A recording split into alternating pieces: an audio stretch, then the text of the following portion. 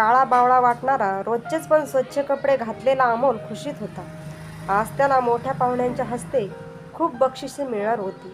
त्या रकमेत 8वीची पुस्तके, वह्या, फी सारा खर्च भागेल का याचा विचार करीत चालताना तो केव्हा पोहोचला त्याचं त्यालाच कळलं नाही. मित्रांबरोबर सभास्थानी जात असताना शिक्षकांनी त्याला बक्षिसे घेणाऱ्या मुलांच्या गटात नेऊन बसविलं. समारंभ सुरू झाला. मुख्याध्यापकांनी पाहुण्यांची ओळख करून दिली. यंदा बक्षीस देण्यासाठी मगन शेठ मोठी रक्कम दिल्याचं जाहीर केलं.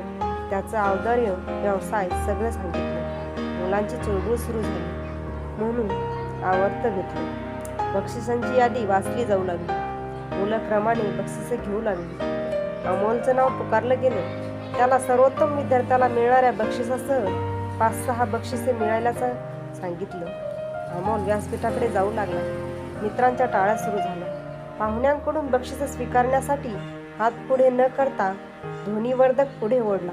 म्हणाला, ही सर्व बक्षिसे मिळाल्याने मला खूप आनंद झालाय.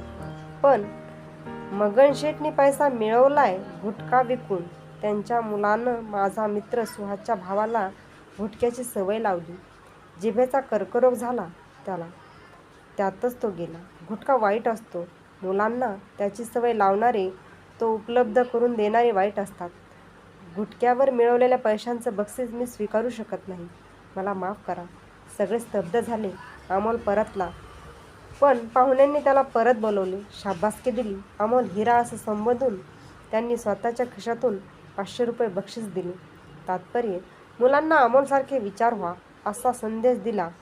टाळ्यांच्या गजरात मुलांनी सद्विचारी हो